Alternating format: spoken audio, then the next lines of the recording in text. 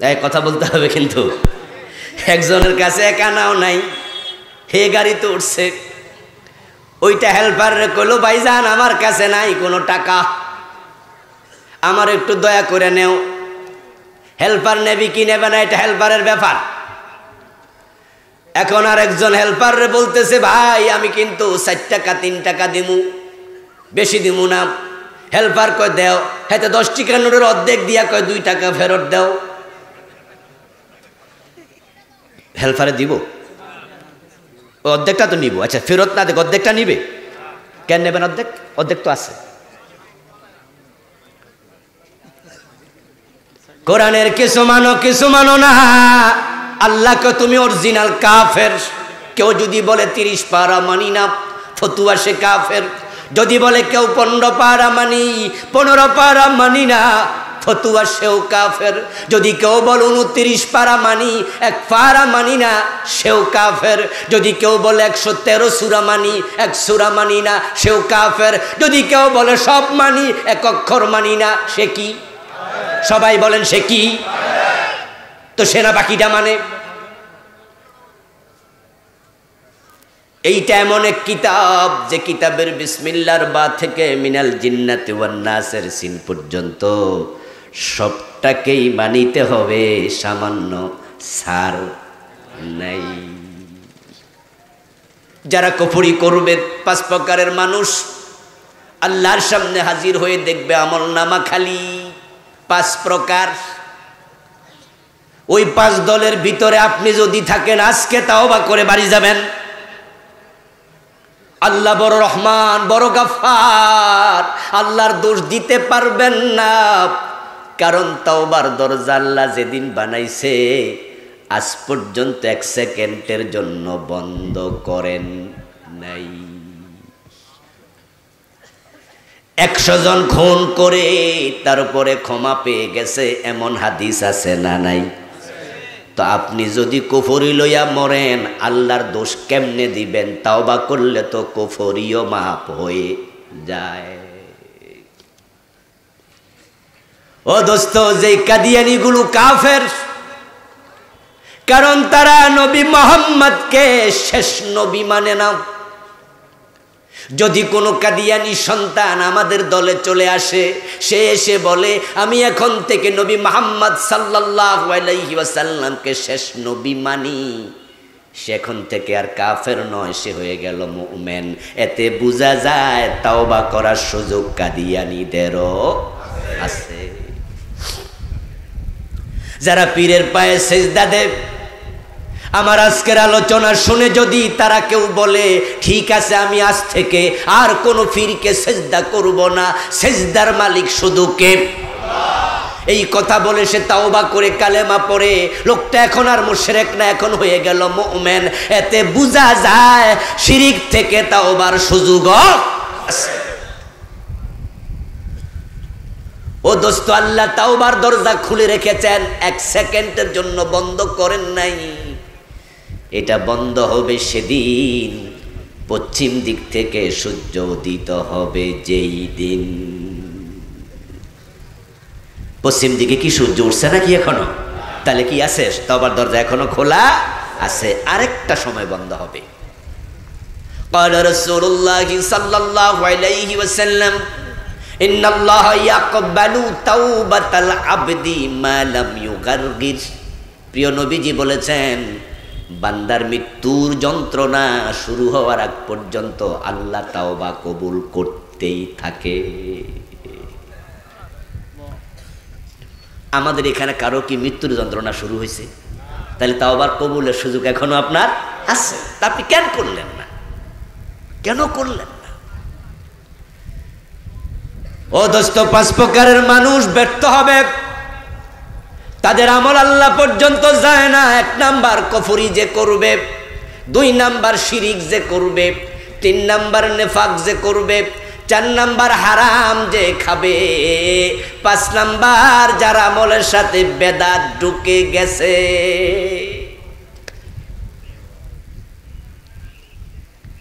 আমলের সাথে বেদাত আছে, যাদের আমল আর কবুল হয় না। অথচ আমাদের দেশে যারা বেদাতি তারা প্রায় সবাই নামাজি।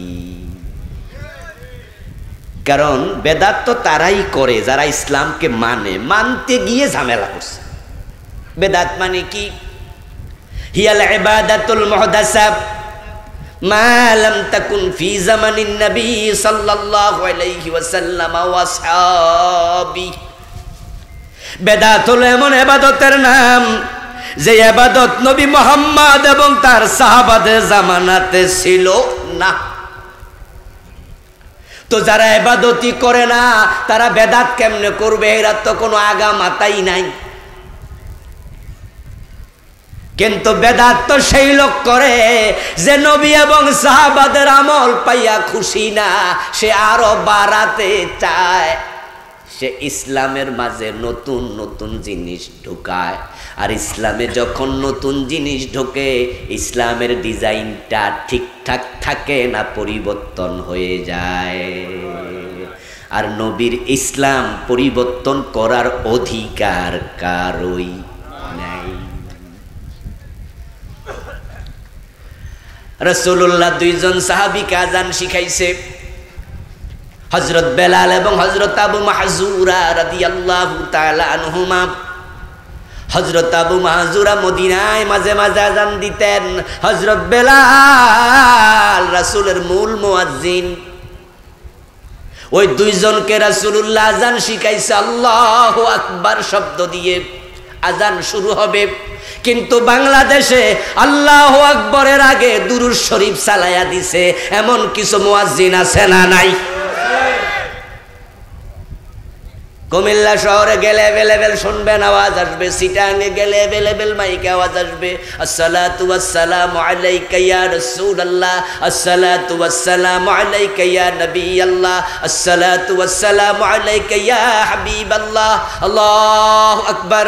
আজানের আগে দুরুদ রাসূল কোনোদিন শিখায় নাই, কোন সাহাবী আজানের আগে দুরুদ পড়ে নাই, কোন হাদিসের কিতাবে নাই।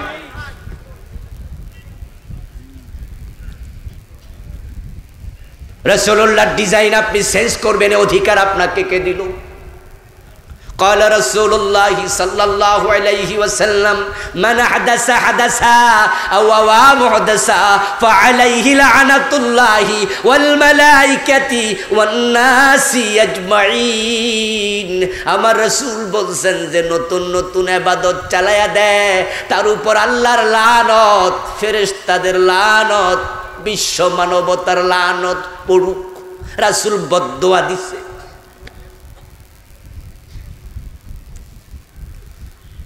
قال رسول الله صلى الله عليه وسلم হাল্লাত শাফাআতি লিউম্মতি ইল্লা সাহিবা বিদআ।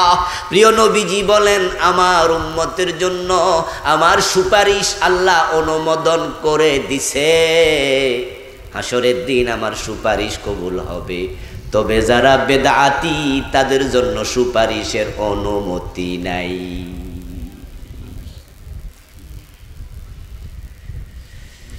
যারা বেদাত করে তারা অতি চালাক, কয় যে যেগুলো সাহাবীরা করছে রাসূল করছে আমি একটু বাড়াইলাম, এজন্য আমরা বেদাতের বিরুদ্ধে বললে দলিল না পাইলে দেখবেন কইব আচ্ছা অসুবিধা কি, বলে না বলে না, দেখবেন যে যখন বলি যে হাদিসে নাই তো এটা আপনি কেন করেন, কয় যে আচ্ছা হুজুর অসুবিধা কি? আপনি চালাকি করলেন, এই যে আপনি বললেন অসুবিধা কি। উত্তরবঙ্গ থেকে ক্ষেত লাগানোর জন্য কিছু কামলা আসে, আমাদের নিমসার আসেনি, ময়নামতিও আসে মাঝে মাঝে।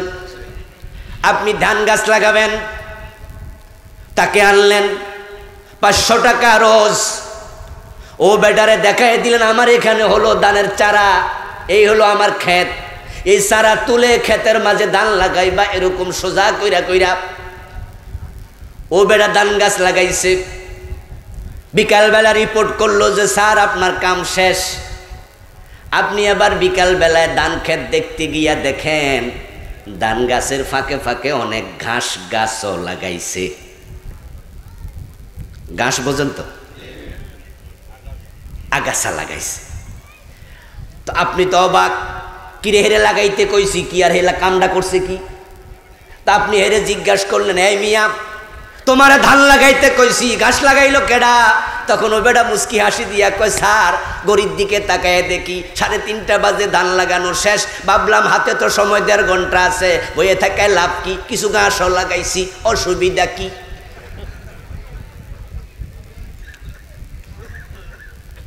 আচ্ছা বেড়া যে 1.5 ঘন্টা আপনার এই কাম করছে, আপনি খুশি হইয়া নিশ্চয়ই 100 টাকা বাড়াই দেবেন, ঠিক না?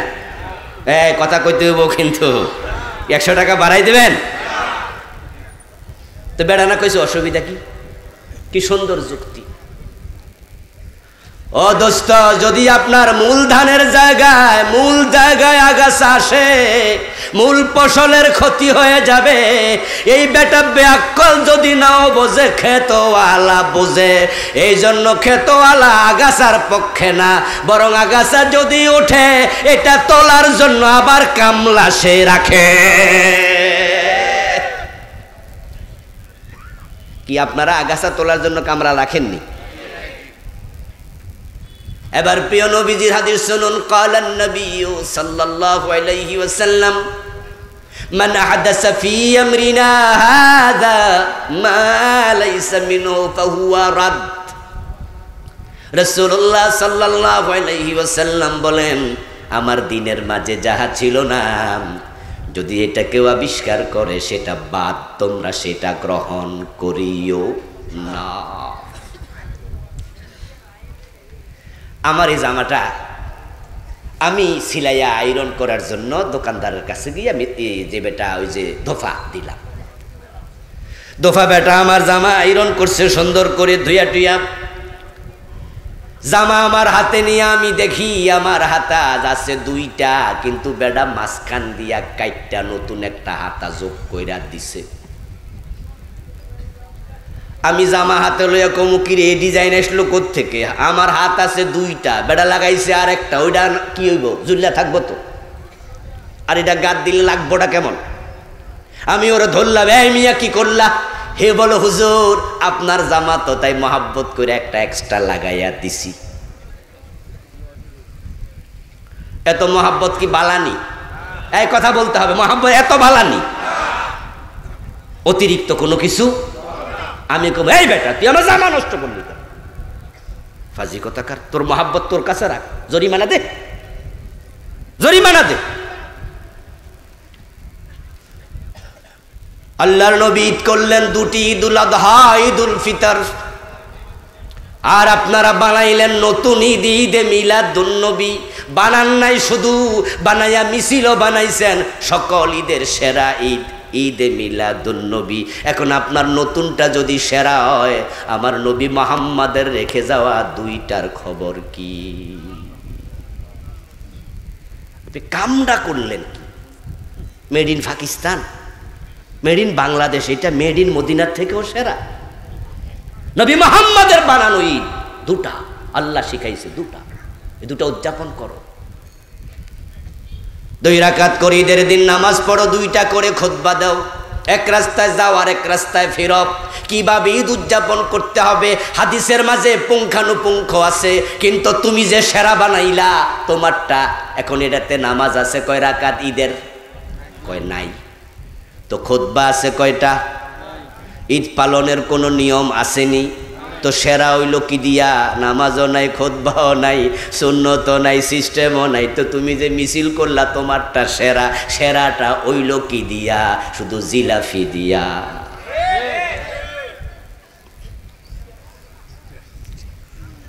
রাসূলুল্লাহর একজন বড় সাহাবী আব্দুল্লাহ ইবনে ওমর রাদিয়াল্লাহু তাআলা আনহু, ওনার সামনে এক ব্যক্তি হাসি দিল। হাসি দেওয়ার পর আমরা কি পড়ি? আমরা হাসি দিয়ে পড়ি আলহামদুলিল্লাহ।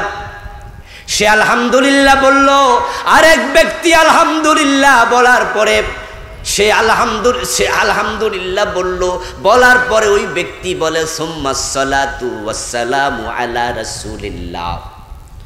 সে আলহামদুলিল্লাহ বলে দুরূদ শরীফও পড়ল। আব্দুল্লাহ ইবনে ওমর জিজ্ঞাসা করলেন, আমার রাসূল তো হাসি দেওয়ার পরে আলহামদুলিল্লাহ শিখাইছে, তুমি দুরূদ পাইলা কই? হে কয়, অসুবিধা কি? আচ্ছা আপনারা এখানে হাসি দেওয়ার পরে দুরূদ শরীফ পড়েননি কেউ? তো যারা অসুবিধা কি মাসলা হেরা পড়ে না কেন? এহেন সালায়াতে ইবনে ওমর বলেন লাইসা হাকাযা, তোমার মতো ইসলাম হবে না, ইসলাম ইসলামের মতো হবে। অসুবিধা কি? এই কথা বলে যদি উনি 5টা বেদাত বানায়, আমি 5টা বানাই, উনি 5টা বানায়, এরকম প্রতি বছর কিছু হয়। 1400 বছরে বেদাত যদি চলতে থাকতো, কোনটা আসল ইসলাম এটাই তো খুঁজে পাওয়া যেত না।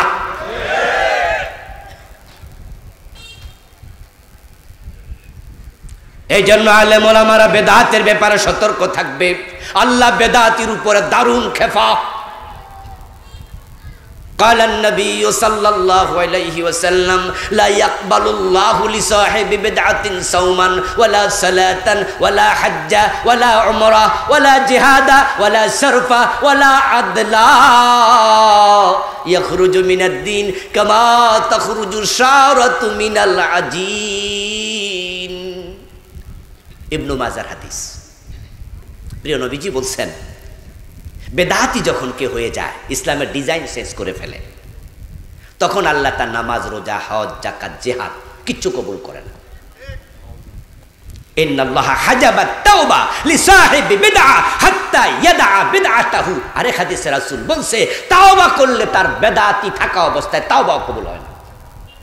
আগে বেদাত ছেড়ে তারপরে তাওবা। এরপর রাসূল বলে ইয়াখরুজু মিনাদ-দীন, বেদাতি দিন থেকে বের হয়ে যায়। কামা তাখরুজু শাওরাতু মিনাল আজিন, যেভাবে খামিরের ভিতরে চুল পড়লে চুল টান দিলে বের হয়ে যায়। উদাহরণটা কি পারফেক্ট, কি চমৎকার। আচ্ছা, মহিলারা যখন রুটি বানানোর জন্য খামির বানায়, ওই খামিরের মাঝে মহিলাদের লম্বা চুল যদি পড়ে, ওই চুল সহ রুটি বানায় না টান দিয়া বের করে? কথা বলেন না প্রিয় ভাইয়েরা। আচ্ছা, টান দিয়ে যখন বের করে তখন আটা বের হয় কতটুকু চুলের সাথে? দেখেন উদাহরণটা কি চমৎকার। আচ্ছা, এরপরে আবার বলুন তো, যেই জায়গা দিয়ে চুলটা বের হলো টান দেওয়ার সাথে সাথে, ওখানে কি মোটা কোনো সুরঙ্গ হয়ে যায়? আচ্ছা, যেখান দিয়ে বাইরে হয়েছে 1 মিনিট পরে আপনি খুঁজে পাবেন নি? মানে কোন জায়গা দিয়ে বাইরে হয়েছে আপনি বুঝবেন না, বের কিন্তু হয়েছে। রাসূলের উদাহরণের মানে কি? মানে হলো বেদাতি আস্তে আস্তে আস্তে আস্তে ইসলাম থেকে এমন ভাবে বেরিয়ে যায় ওই চুলের মতো, সে যে ইসলামের ভিতরে নাই সে বোঝেও না।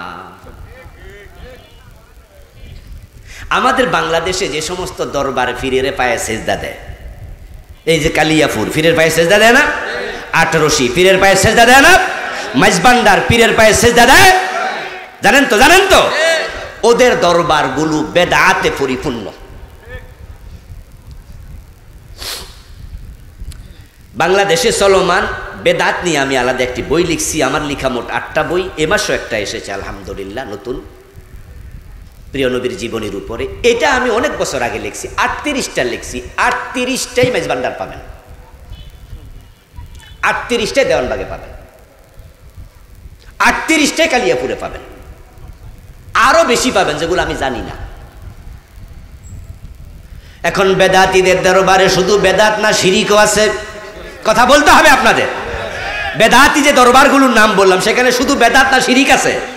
আচ্ছা, শিরিক করলে ঈমান থাকে না, চলে যায়। দেখেন এই বেদাতির আস্তে আস্তে বেরিয়ে যায়। আরে রাসূল কত সুন্দর উদাহরণ দিস।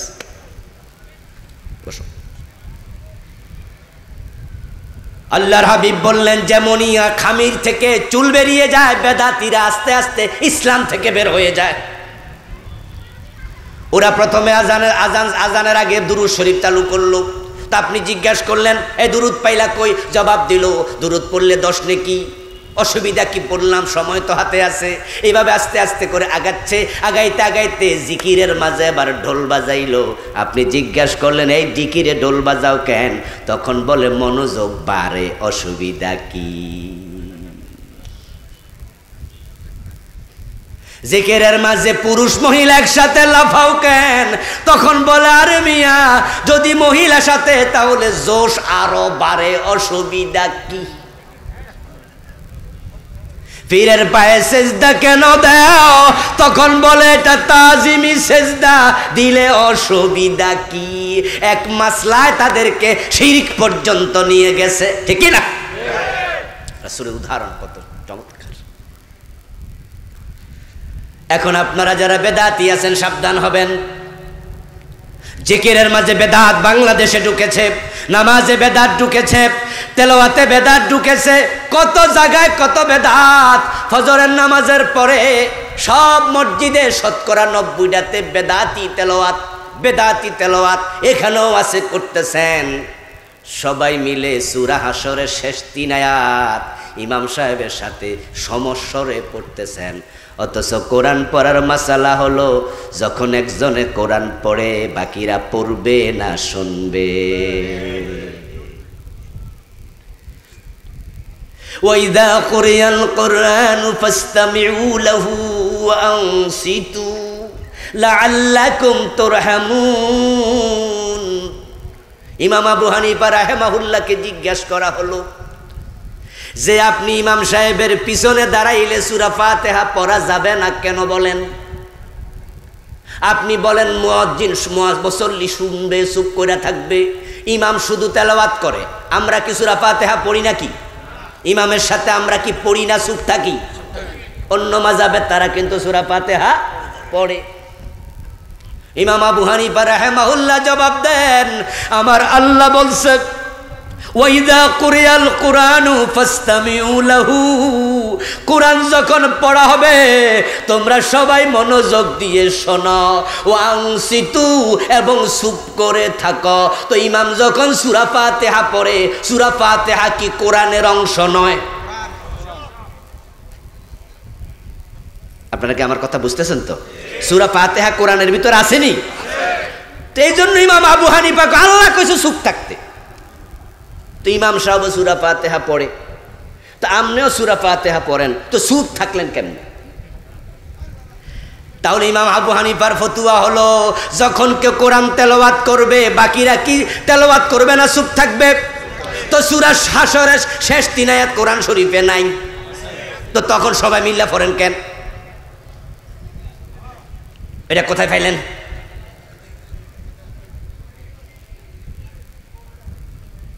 কি জবাব?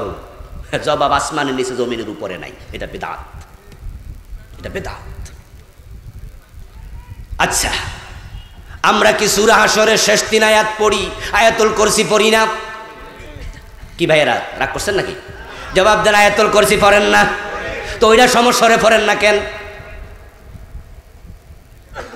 বরং আসলা শোনেন, আয়াতুল কুরসির হাদিস আর সূরা হাশরের শেষ 3 আয়াতের হাদিস, দুটার মাঝে আয়াতুল কুরসিটা হলো সহিহ আর সূরা হাশরেরটা হলো যঈফ।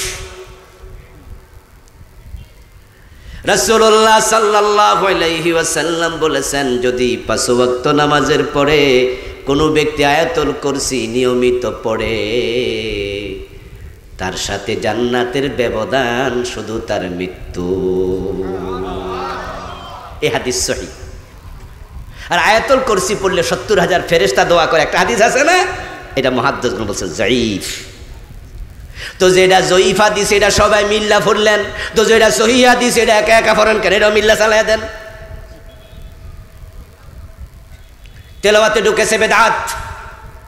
এই জন্য আপনাদের বলছি এটা পার্সোনাল ইবাদত। সুবহানাল্লাহ জিকির করবেন, আলহামদুলিল্লাহ জিকির করবেন, বিভিন্ন দোয়া পড়বেন, সবগুলো পার্সোনাল ইবাদত। সূরা হাশরের শেষ 3 আয়াত তেলাওয়াত এটাও পার্সোনাল ইবাদত, ইজতিমাই ইবাদত না। ঢুকলো তেলাওয়াতে বেদাত। জিকিরের মাঝে বেদাত তো হুজুররা ঢুকাইছে। ছাত্র জীবনে কত বেদাতি জিকির করছি, কোন কোন দরবারে জিকির যে কি বুঝাই যায় না, শুধু শোনা যায় হুম হুম হুম। এরকম দরবার আসেনি? আচ্ছা, হোঁটা কি, এটা কোন শব্দ? আমাদের তাহেরি সাহেবের জিকির শুনলে তো মাঝে মাঝে ভাবি যে হে ভাই লোক কি শব্দ রে বাবা।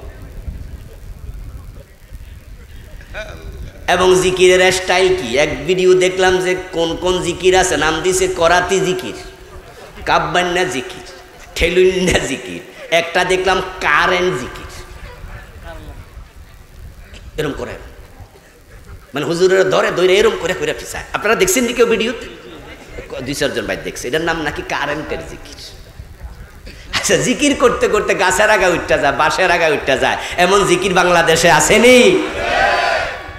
পাকিস্তানে সবচেয়ে বেশি আছে বেদাত। ওইখানে কারেন্ট মারেন যা জিকির সব ওই দেশের। মাটির মাঝে শুয়া লাফাইতেছে, হুজুর যে ফু দিছে, বেড়া বেড়ি সবাই মিল্লা একবার কই মাছের মতো লাফাইতেছে। আচ্ছা বলুন তো, কয় কি? আরে হুজুর তাজাল্লি, এটা হুজুর ফয়েজ ঢুকছে। তা আমি বলি, কয়জন সাহাবী এরম লাফাইছে? রাসূলের দরবারে কোনো ফয়েজ ছিল না। রাসূলুল্লাহ সাল্লাল্লাহু আলাইহি ওয়াসাল্লাম জিকির করতেন, চোখের পানি পড়তো, অন্তর বিগলিত হতো। আল্লাহ বলেছেন, তোমরা নীরবে নীরবে জিকির করো, নিঃশব্দে করো। শব্দে যদি করো, হালকা শব্দে করো, খাউফা ওয়া তামা, আল্লাহর ভয় আল্লাহর আশায় করো। আল্লাহর হাবিব জিকির করতেন, গান উঠতো না, কলব নড়তো, কলব। কিন্তু আমরা দেখি লাফাইতে লাফাইতে গাছে উঠতে যায়, বেড়া বেড়ি একসাথে লাফায়। হালাত চেঞ্জ হয়ে গেল। জিজ্ঞাসা করে ফয়েজ, আমার রাসূল লাফায় নাই, সাহাবারা কেউ লাফায়া ওঠে নাই। আরো আশ্চর্য হই, যে মজলিসে মুরিদ লাফায়া গাছে ওঠে, বাসে ওঠে, ওই মজলিসের পীর সাহেব কোনোদিন লাফ দিয়া উঠলো না। তাহলে ফয়েজের অ্যাকশন কার ভিতরে বেশি? তো মুরিদে না পীর হওয়ার কথা।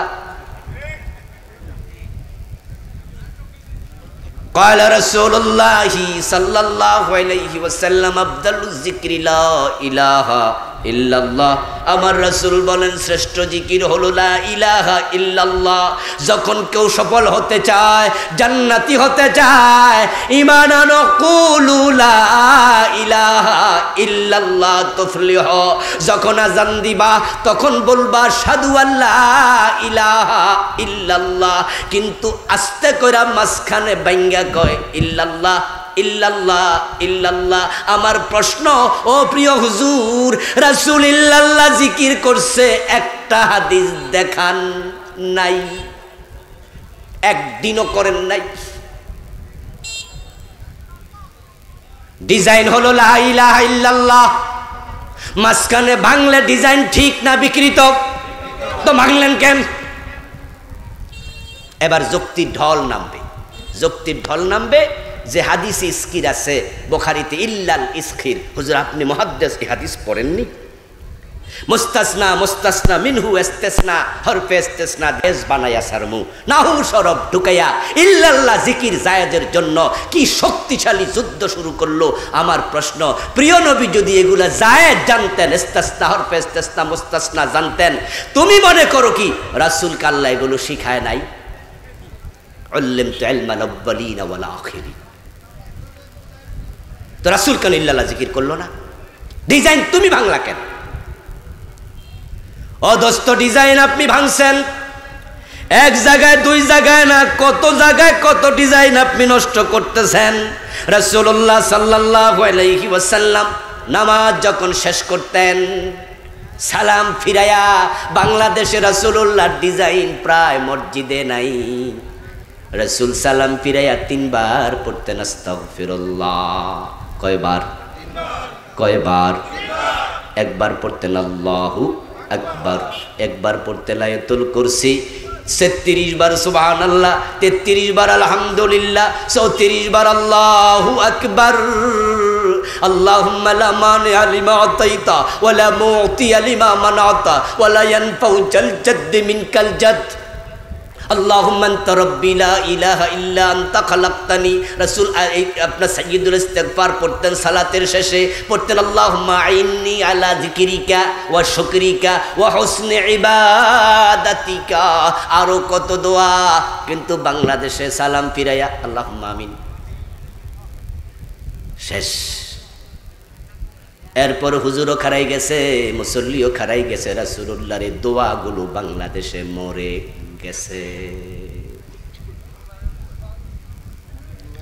এই যে কিছুক্ষণ আগে আমি জিকিরগুলো কইলাম, এগুলো কোন হুজুর অস্বীকার করবে যে 33 বার সুবহানাল্লাহ নাই, আয়াতুল কুরসি নাই, আল্লাহুম্মা আনতাস সালাম ওয়া মিনকাস সালাম আছে না? ইস্তেগফার 3 বার নাই, আল্লাহু আকবার নাই। কোন হুজুর দুনিয়া আছে বলবে নাই? সবাই বলবে আছে। তো থাকলে তুমি পড়ো না কেন? এই সুন্নাহ মেরে ফেললা কেন? ডিজাইন শেষ করলা কেন? রাগ করতেছেন না তো? বুঝ নেবেন, আপনার আমল কবুল বন্ধ, টের পাবেন ওখানে গিয়ে। ডিজাইন ইসলামে শেষ করা যাবে না। আরও একটা বেকুবি কি জানেননি? আচ্ছা, হুজুর যে আমিন কইল, মুসল্লিও কি কয়? আর হুজুর কি কইছে ওরা শুনছেনি? অনেক জায়গায় শোনে না, কারণ মাগরিবের নামাজে দেখবেন অনেক জায়গাতে আওয়াজ করে দোয়া করে না, সালাম ফিরে আল্লাহুম্মা আমিন, তারপরে মনে মনে কিছু কইছে আমিন, পরে সবাই কয় আমিন। এই যে আমিন আমনে কইলেন, হুজুর কি কইছে শুনলেনই না। হুজুর যদি ভিতরে বদদোয়া দিয়া দেয়, আরে বদদোয়া দিতে তো পারে। এই যে কতদিন বেতন বাড়ায় না, পিছনে সভাপতি আছে, হুজুর কইছে আল্লাহ এই সভাপতি গিরি খাও, সভাপতিও কয় আমি।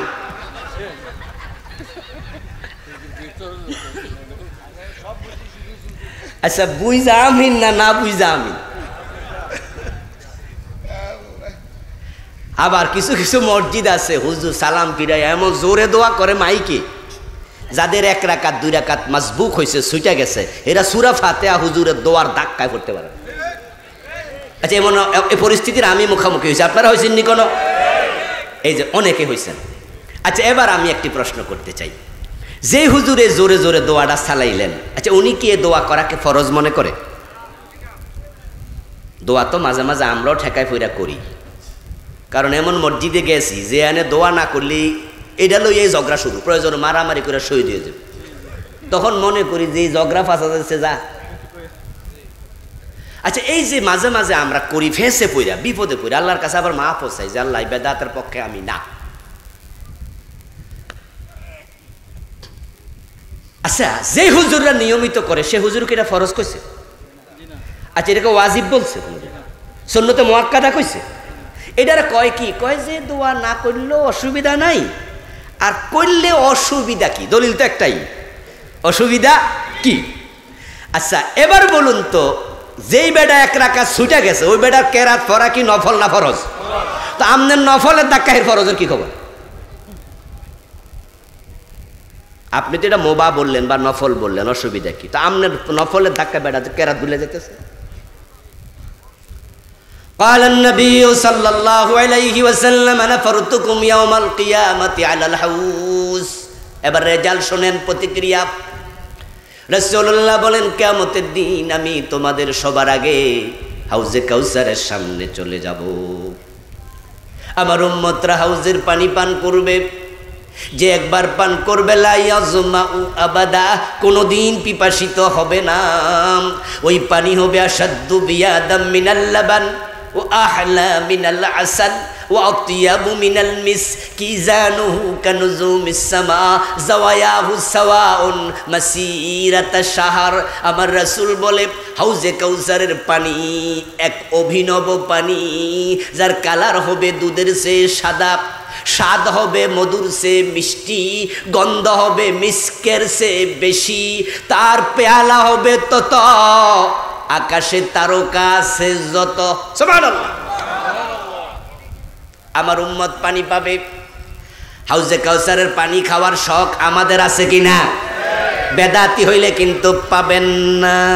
সহিহ বুখারীর হাদিস, এটা যেটা এখন পড়তেছি সহিহ বুখারী, এই বইটা আমি সবগুলো আনছি। রাসূলুল্লাহ বলতেছেন, আমার উম্মত পাবে, খাবে, এক একটা আইল হবে, পার হবে ঘোড়ার 1 মাসের দৌড়ানোর রাস্তার সমান, 4 কোণ বিশিষ্ট হাউজে কাউসার। আমি যখন আমার উম্মতকে হাউজের পানি পান করাতে থাকব, ইত্য বছরে আমার একদল লোক উম্মত পরিচয় দিয়ে, হুজুর আমাদেরকে হাউজের পানি দেন, আমরা আপনার উম্মত বটে। রাসূলুল্লাহ সাল্লাল্লাহু আলাইহি ওয়াসাল্লাম বলছেন, আমি তাদেরকে উম্মত মনে করে পানি দেওয়ার জন্য সামনে আগাবো। ফায়ুহালু বাইনি ওয়া বাইনাহুম, কিন্তু তাদের হাতে গ্লাসটা দেওয়ার আগে তাদের মাঝে আর আমার মাঝে একটা পর্দা পড়ে যাবে। আমি তাদের হাতে হাউজের পানি দিতে পারবো না। এবার আপনাদের একটু আইকিউ টেস্ট করি, বলেন তো পর্দাটা কি নিজে নিজে পড়লো না কেউ ফালাইছে? কে ফালাইলো? মাশাআল্লাহ। সেদিন সবকিছু নিয়ন্ত্রণ করবে কে? ওয়াল আমরু ইয়াউমা ইযিন লিল্লাহ। সেদিন সবকিছু আল্লাহর নিয়ন্ত্রণে, কোনো ফেরেশতার নিয়ন্ত্রণও থাকবে না। আল্লাহ পর্দা ফেলে দিলেন।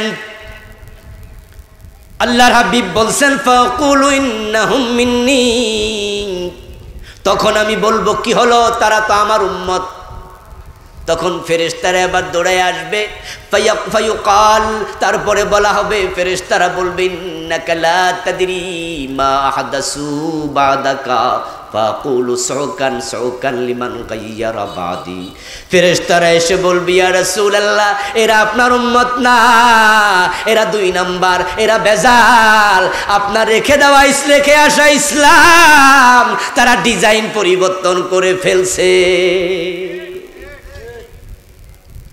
ইন্নাকা লা তাদরি মা আহদাসু বাদাকা, আপনার পরে তারা যে কি পরিমাণ পরিবর্তন করছে, তারা বেদাত বানাইছে, ইসলামের ডিজাইন শেষ করে ফেলছে। ফাকুলু সুকান সুকা, আমি বলবো দূর হ লিমান গায়্যারা বাদি, যারা আমার পরে আমার ইসলামের ডিজাইন চেঞ্জ করেছিস। গায়্যারা তাগয়ীর মানে ডিজাইন পরিবর্তন। আমি নবী যে ইসলাম রেখে এসেছি, আমার ইসলামে ছিল চোর ধরে হাত কাটা, তোরা 53 বছর এটা মানুষ নাই। আমার ইসলামে ছিল ডাকাত ধরে শুলে দাঁড়া, তোরা মানুষ নাই। আমার ইসলামে ছিল জেনা করলে 100 বেত লাগানো, বিবাহিত হলে পাথর মারা, 53 বছরে মানুষ নাই। আমার ইসলামে ছিল মদ পান করলে 80 বেত দিতে হবে, 53 বছরে মানুষ নাই। আমার ইসলামে ছিল আলা লাহুল খালকু ওয়াল আমরু, সৃষ্টি যার, আইন চলবে শুধুই তার। আমি আল্লাহর আইনে 10 বছর দেশ চালাইছি, 53 বছর চালাস নাই, বিকৃত করেছিস। আমার ইসলামে এটা ছিল না, এগুলো তোরা বাড়াইছিস। আমি ঈদ করেছি 2টা, ঈদে মিলাদুন্নবী পাইলি কোথায়? আজানের আগে দুরূদ শরীফ পাইলি কোথায়? দুরূদ শরীফ আমরা দাঁড়াইয়া পড়ব, দুরূদ শরীফ আমরা বসে পড়ব, দুরূদ শরীফ আমরা শুয়ে পড়ব। জিকির যেমন দাঁড়িয়ে করা যায়, জিকির যেমন বসে করা যায়, জিকির যেমন শুয়ে করা যায়। আল্লাযীনা ইয়াযকুরুনাল্লাহা কিয়ামান ওয়া কুউদান ওয়া আলা জুনুবিহিম। আপনি শুয়ে আছেন, ঘুম আসে না, আপনি কি শুয়ে শুয়ে দুরূদ শরীফ পড়তে পারেন না? আপনি দোকানে বসে আছেন, কাস্টমার নাই, আপনি ফেসবুক না চালে একই দুরূদ শরীফ পড়তে পারেন না? আপনি বাস স্ট্যান্ডে দাঁড়াইয়া আছেন, গাড়ি আসে না, আপনি গল্প না করে কি দুরূদ শরীফ পড়তে পারেন না? আমরা কি মানা করছি জীবনে? কিন্তু দুরূদ শরীফের অনুষ্ঠান মিলাদ নাম দিয়া কিছুক্ষণ বৈশা, কিছুক্ষণ হঠাৎ করে খাড়াইয়া যাবে। দেখবেন যে মাহফিলগুলোতে কিছু কিছু বক্তা পাবেন, যারা মাহফিলে এসে দুরূদ শরীফ যখন শুরু করে তখন বইয়া বইয়া পড়ে। যখন বক্তৃতা শুরু করে দুরূদ শরীফ পড়ে না? আরে মাহফিলগুলোতে যখন বক্তা বসে, মাহফিল স্টার্ট, তখন দুরূদ শরীফকে খাড়াই পড়ে, বৈশা বৈশা পড়ে। কিন্তু দেখবেন শেষে মুনাজাত রাখ দিয়া কয়, আর শোন রাসূলকে একটু দাঁড়িয়ে সালাম দেই, তখন সবাই লয়ে খাড়াইয়া যায়। আমার প্রশ্ন হলো, তাইলে আপনি আগে বসলেন, এখন দাঁড়াইলেন কেন? কথা বোঝেন? আমরা দাঁড়াইতে মানা করিনি, কিন্তু আপনি যে ডিজাইনটা বানাইলেন সেটা পাইলেন কই?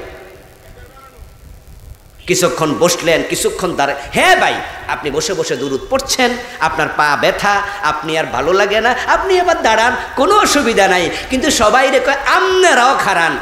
যদি কেউ না খারা, হের দিকে চোখ এত বড় করে চায়, পারে না, হেজাক লাইট লাগাই দেবো, ঠিক না? এবং বলবে যে সে বেয়াদব, রাসূলের সাথে বেয়াদবি। রাসূলের সাথে সে কখন বেয়াদবি করলো?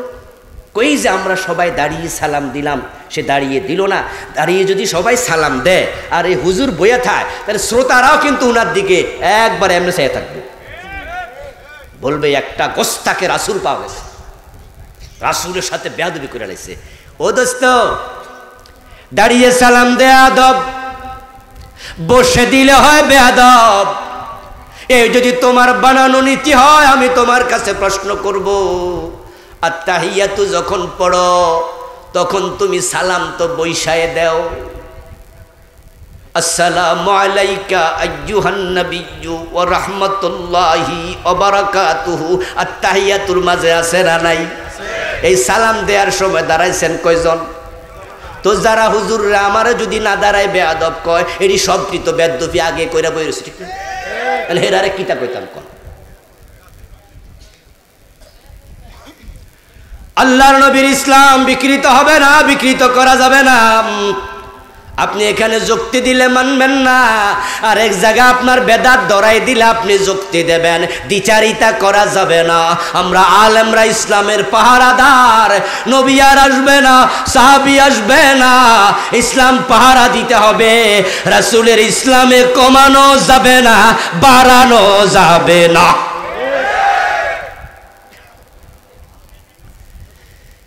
হারাম খায়ো না, হারাম খায়ো না, হারাম খায়ো না দোস্ত।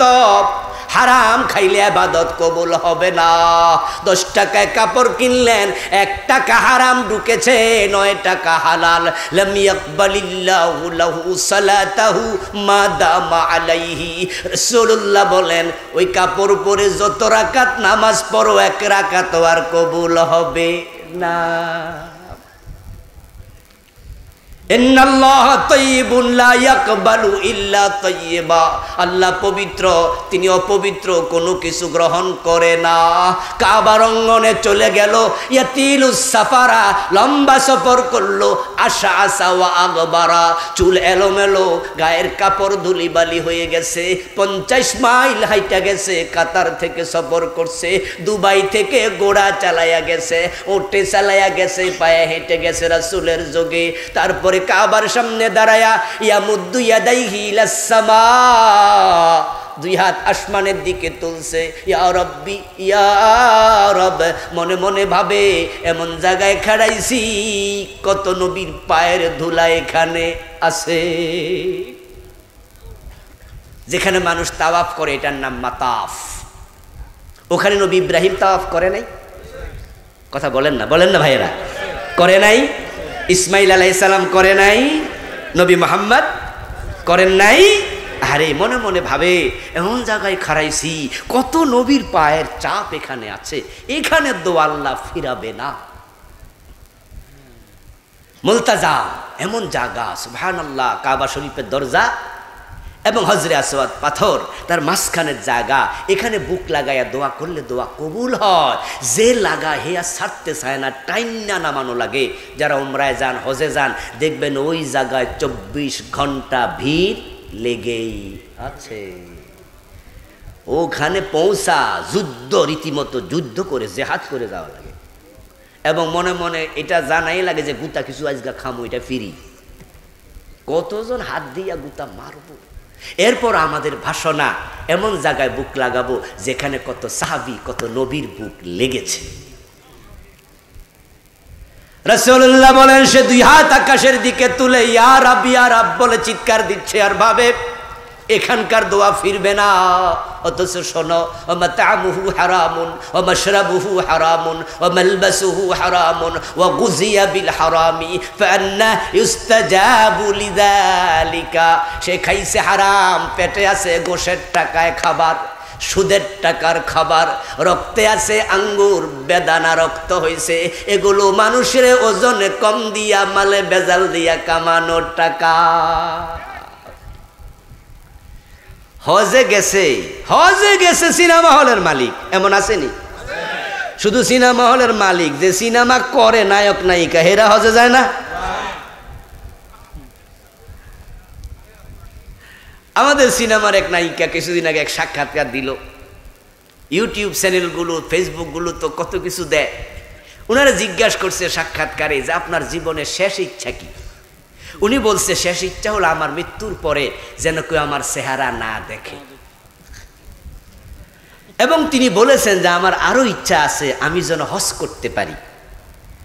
হ্যাঁ, মুসলমানের সন্তান তো, তাই অনুভূতি আছে। আমি তাকে বলি, আপনাকেও বলি, দোস্ত, মৃত্যুর পরে তোমার চেহারা কেউ দেখলো না না দেখলো, এটা তো ব্যাপার না। মৃত্যুর পরে পর্দা করা ফরজ থাকে না, কারণ তুমি তো নিজেই থাকো না, তুমি তো চলে গেছো, তোমার লাশ পড়ে আছে। কিন্তু এই চেহারাটা ঢেকে রাখা তো মৃত্যুর আগে ফরজ, ঠিক কি না? এখন অভিনয় করে, কয় মরার পরে যেন কেউ না দেখে। আহারে কনসেপ্ট, মানে ইসলামের বুঝ যে কত উল্টা ফাল্টা চলছে। শালি মারা গেছে, তো শালি মারা যাওয়ার পরে 18-20 বছর বয়স, তো তো দুলাভাই যাইয়া বলতেছে আমার শালীরে আমি গোসল দেব। কি ইন্নালিল্লাহ পড়বেন না বুঝছি, মনে মনে অবশ্য কইরা লাইছেন। পাবলিক কয় কি ইন্নালিল্লাহ, কয় কি বেড়া পাগল হইছ তুই, মহিলা মানুষ শালী তুই গোসল দিবি? তোর তো এর দিকে তাকানোই হারাম, আর গায়ে হাত দিয়া ডলবি, এটা তো বহুত দূরের কথা। তখন আবার দুলাভাই জিজ্ঞাসা করে, তাহলে গতকাল কাজে মোটর সাইকেলের পিছনে লইয়া ঘুরছি, তখন মাসলা কইয়াছিল? কিলি শালিরে লইয়া মোটর সাইকেলের পিছনে দৌড়ায় এমন দুলাভাই বাংলাদেশে নাই, এই এলাকায় মোড়েও নেই।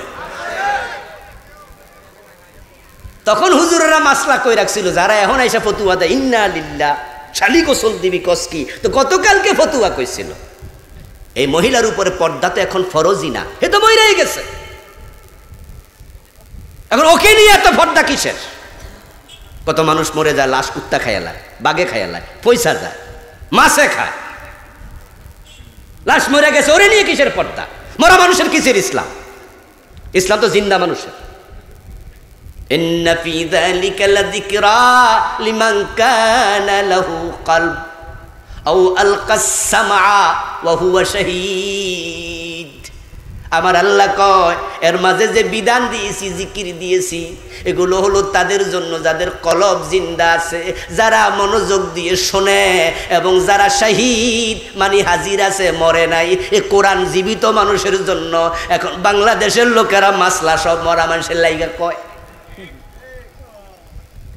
এবং এলাকায় মানুষ মারা গেলে এই মরা মানুষের চারিপাশে বইয়া কোরআন শরীফ খতম করা এমনও আসেনি? ঢাকা থেকে শুনছে বাপ মারা গেছে, ওখানে কয়ে দিছে হুজুর 10 জন খবর দাও। এখন হুজুররা সবাই বইয়া কোরআন শরীফ খতম করতেছে, আর ফোলা মনে মনে ভাবতেছে জান্নাতুল ফেরদাউস মিস হইল, কমপক্ষে জান্নাতুল নাইম মিস হবে না। আর হুজুররা 10 পারা কইরা 30 পারা 10 জনের খতম দিছে, দিয়ে আল্লাহুম্মা আমিন কইয়া আল্লাহ জান্নাতুল ফেরদাউসের মাঝখানে দিও, সবাই মিলে আমিন টামিন কইয়া গেছে গা। অথচ এই বেটা নিজে জীবিত থাকতে কোরআন শরীফে পড়ে নাই। মরার পরে কার জন্য কোরআন পড়ো? মরা মানুষের জন্য কোরআন আসছে নাকি? আচ্ছা এবার আপনারা বলুন তো, একটি হাদিস আছে মান ক্বারা হারফাম মিন কিতাবিল্লাহি ফালাহু 10 হাসানাত। আল্লাহর কোরআন থেকে যে একটি হরফ পড়ে, রাসূলুল্লাহ বলেন তাকে 10 নেকি দেয়া হয়। তাহলে কোরআন যে পড়ে সে পাবে 10 নেকি। এখন যে হুজুর 10 জন দিয়ে পড়াইছেন, নেকিরি কেডা পাইছে? এই আপনারা চুপ কেন? অন্যরা কথা কন, হুজুররা তো কইবই। নেকি পাইলো কেডা? তেলাওয়াত করছে কেডা? তো আপনি যে 300 কইরা টাকা দিলেন, ফাও দিলেন, ফাও দিলেন। আজকের ওয়াজে কি প্রতিক্রিয়া হইব? কালকে আমার দাওয়াত দিব না? আমার ভাইয়েরা, আপনি কোরআন আপনি পড়েন, আপনি পড়েন, হ্যাঁ আপনি পড়বেন। মৃত ব্যক্তির সম্মুখে পাশে সূরা ইয়াসিন পড়তে রাসূলুল্লাহ বলেছেন, তখন তার মৃত্যু আসান হয়। মুমূর্ষু ব্যক্তির কাছে পড়েন, মরার পরে পড়ে লাভ কি? আরে দোস্ত, যেই লাশটা শুয়ে আছে সে এখন শোনার মতো কান তার আর নাই, সে চলে গেছে। আমি যদি এখন মরে যাই, এখানে লোকজন যদি আমাকে খবর পাইয়া দেখতে আসে, এসে বলবে বাসার হুজুরের লাশ কই, বাসার হুজুর কই, এ কথা বলবে না, বাসার হুজুর চলে গেছে। তাহলে যেটা পড়ে আছে এটা লাশ। এখন লাশের কোনো কান নাই, লাশের চোখ আছে দেখে না, কান আছে শোনে না। মরা লাশের সামনে কোরআন পড়িও না, কোনো লাভ নাই। পেটে হারাম, জামায় হারাম, খাইছো হারাম। আমার রাসূল কয় কাবার ভিতরে যাইয়া ডুইক্কাও হাত তুইলা লাভ নাই। যারা হারাম খায় তাদের ইবাদত কবুল হয় না, দোয়া কবুল হবে না। অথচ আজকের মাহফিলও সুদে টাকা লাগাইছে এমন 2-4 জন আছে কিনা? আসেনি? অথচ চাচা কিন্তু আজকে এশারের নামাজটা পড়ছে, এবং ফজরের নামাজটা জামাতে পড়বো, এবং চাচা তাহাজ্জুদও পড়ে। সুদে টাকা লাগাইয়া তাবলিগে চিল্লা দিতে গেছে এমন লোক 2-4 জন, আরে সবাই না। হ্যাঁ বলে চাচা আপনি যে তাবলিগে চিল্লা দিতে যান, ঘোরেন শুধু রাস্তায় রাস্তায়, পরিবার চলে কেমনে? কয় যে আল্লাহ চালায়। তো এখন এই ব্যাখ্যা জিগায়, তো আল্লাহ তো চালায়, কিন্তু একটা লাইন মাইন তো থাউন লাগে, কেমনে চালায়? কই যে চাকরির অবসরে বেতন পাইছিলাম, পেনশন পাইছি, ও 40 লাখ টাকা সোনালী ব্যাংকে রাখছি, ওখান থেকে মাসে মাসে 40,000 পাই, তা দিয়ে আল্লাহ চালায়। আস্তাগফিরুল্লাহ, সুদের টাকা কার লগে ঢুকাই দিল? সুদ খাইলে 73 গুণা, সবচেয়ে ছোটটা হলো নিজের মায়ের সাথে জেনা। এই টাকা দিয়ে কই বলে আল্লাহ চালাইতেছে। সুদে টাকা লাগাইয়া মাথায় কপালে কালো দাগ ফেলেছ, ও দোস্ত, যার সুদে টাকা লাগানো অবস্থায় মৃত্যু হয়, জেনা মায়ের সাথে করতে ওই অবস্থায় মৃত্যু হয়, সে করছে জেনা। কারণ যখন সে মরছে তখন সুদে টাকা লাগানো আছে। আপনারা যারা সুদ খান তারা সুদের টাকা আজকে তুলে নেবেন। যদি তুলে না নেন, সিদ্ধান্ত না নিয়ে বাড়ি যান। আল্লাহ বলছে ফাআযানু বিহারবিম মিনাল্লাহি ওয়া রাসূলিহি, সুদ ছাড়তে না পারো, আল্লাহ এবং রাসূলের সাথে যুদ্ধ ঘোষণা করো। আপনি আল্লাহ এবং তার রাসূলের বিরুদ্ধে যুদ্ধকারী। গোশ খাচ্ছেন, থেমে যান, হারাম ছাড়েন, বেশি চালাকি করবেন না। আল্লাহরে বুঝাই দেবেন চালাকি কইরা যে আল্লাহ, হ্যাঁ সুদ খাইলে খাইছি, নামাজ তো ছাড়ি নাই। বুঝেন নাই কথা? চুরি কইরা কোরবান দিয়া হুজুরের কাছে মাসলা জিগা, হুজুর চুরি কইরা কোরবান দিলে কি গুনাহ হয়?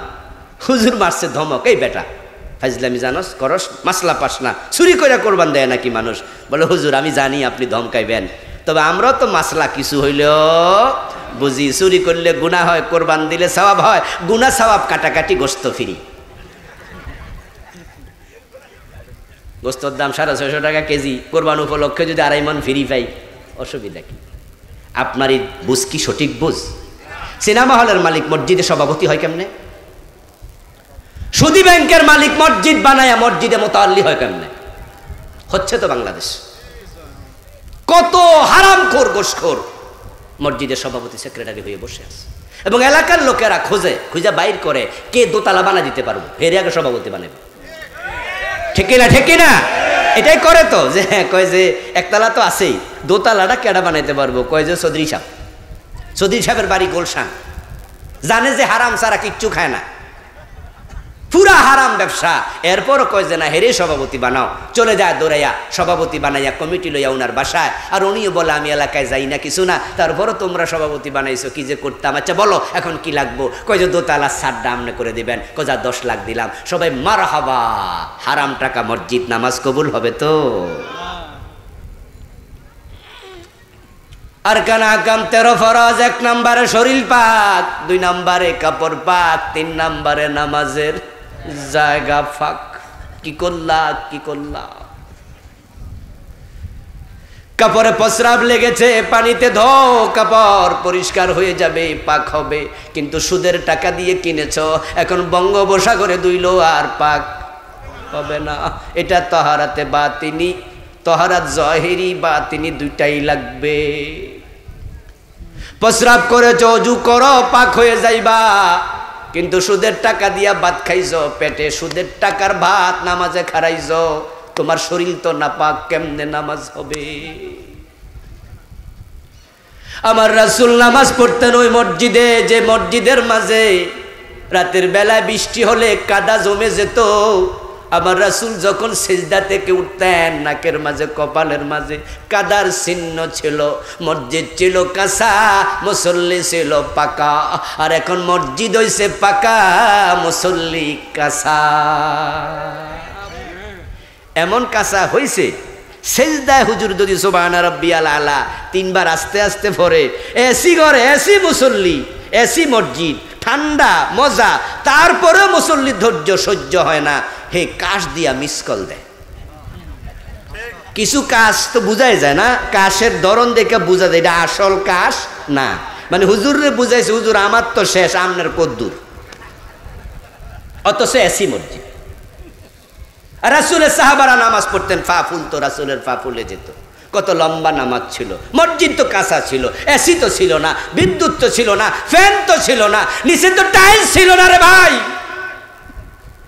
অর্ধ পৃথিবী করেছ শাসন, ধুলার তখ্তে বসে, খেজুর পাতার প্রাসাদ তোমার বারে বারে গেছে খসে।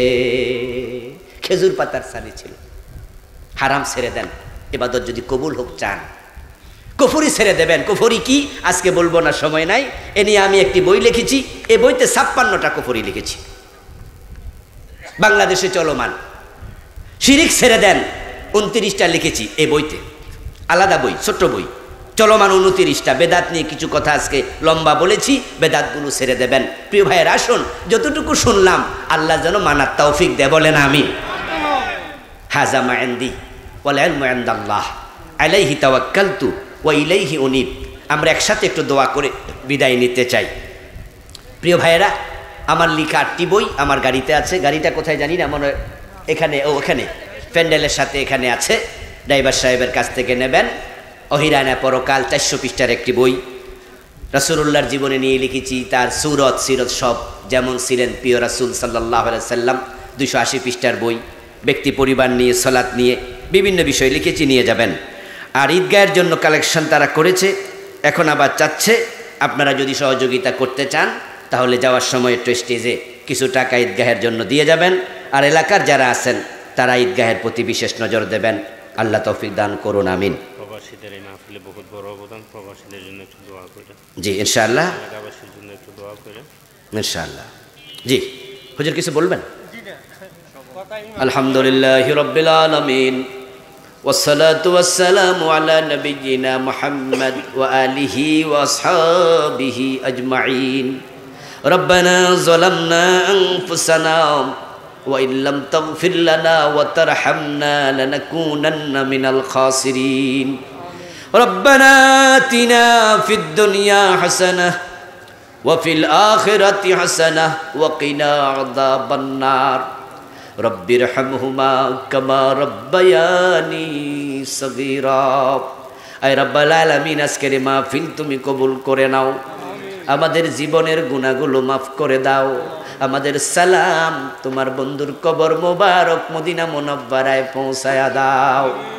এ আল্লাহ, আমাদের মনের নেক আশাগুলো পূর্ণ করে দাও। আমাদের বিপদ মুসিবত তুমি দূর করে দাও। এ মাহফিলের জন্য যারা টাকা পয়সা বুদ্ধি পরামর্শ দিলেন, সবার সব খেদমত কবুল করে নাও। দানকারীদের ইবাদতে এই আল্লাহ বারাকা দাও, কবুলিয়ত দাও। তাদের আমলে, তাদের রুজি রোজগারে বরকত দিয়ে দাও। এই মাহফিলের আয়োজনকারীদেরকে মাহফিল হেদায়াতের ওসিলা বানায়া দাও, নাজাতের ওসিলা বানায়া দাও। আমরা যারা আসলাম হক কথাগুলো মেনে চলার তৌফিক আমাদের দিয়ে দাও। আয় রব্বুল আলামিন, মাহফিলের সভাপতি, সেক্রেটারি, কোষাধ্যক্ষ, বিশেষ অতিথি, প্রধান অতিথি সকলকে দ্বীনের জন্য কবুল করে নাও। প্রবাস থেকে ভাইয়েরা অনেক টাকা পয়সা দিয়েছেন মাহফিলের জন্য। আমাদের